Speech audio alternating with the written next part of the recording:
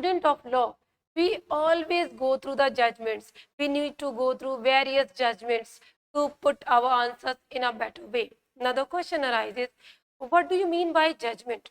So we are very well aware of that judgment is actually the ratio, the decisions of the court of law to which we need to go through what is actually the law.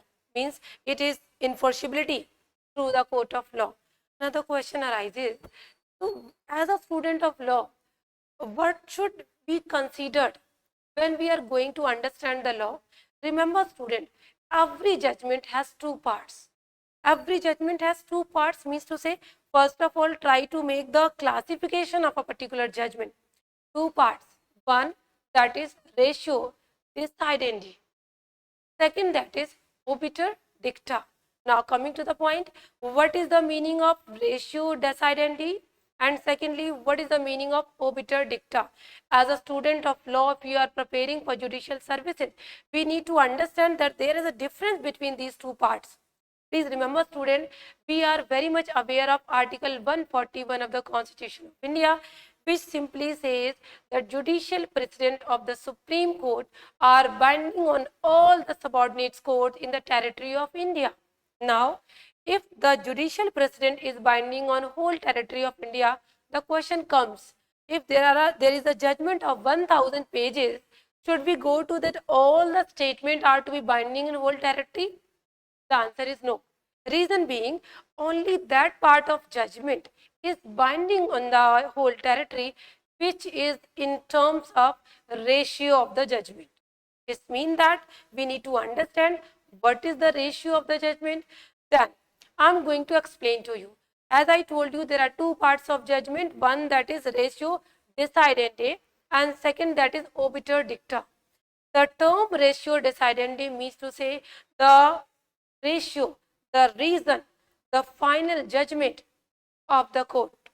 While when we talk about obiter dicta means simply the observation of the court which comes during the passing of judgment as the personal opinion of the judges. So it means that there are many observations of the judges, but all these observations are not binding as a judicial precedent under Article 141 of the Constitution of India. Only those observations which has supported through the legal provisions and a conclusive values on the binding values which are the judicial precedent in terms of ratio. Now the question arises, how you will demarcate the ratio and the obiter dicta? I am giving you one example. Now just suppose we are very much aware of one judgment, that was Muhammad Amir Kassab versus State of Maharashtra. In the judgment, Supreme Court has held that because of this heinous crime, the terrorist was involved in the heinous crime, he was subjected to the capital punishment, because it was actually a rarest of rare case, and it was actually the threatening to the security of the nation. So that was the ratio decidendi. But now the question arises, in the same judgment, the Supreme Court has given many other observations. Supreme Court has expressed its dissatisfaction toward the role of media. The court held that why this media is involved in so much media trial. They are taking all these kinds of information which are confidential in nature. They are putting all this information in the public domain just to catch the TRPs, just to go through that these are the breaking news. So just only to get TRPs and breaking news, they are actually compromising with the security of the nation.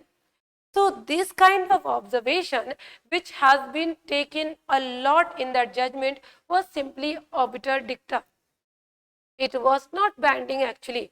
So means whatever the court held in this judgment as the alarming situation of the media, as the warning situation of the media, it was not having the binding effect. Now, so this is the difference between these two observations of any judgment. Whenever you are going to understand any judgment, remember student, you need to try to first of all find out what is actually the binding values of this judgment, what are the ratio, what are the putting result of this judgment. which you will take into consideration to apply in your mains answer. But the observation which were given in terms of opinion of the judgments, these are not to be have the binding effects. So next time, whenever you are reading any judgment, try to find out whether this is just obiter dicta, observation of the court of law, or it is actually the ratio, the reasons or ratio decidendi of this judgment. So thanks for watching this video. I hope this would be very beneficial for you. Thanks for watching.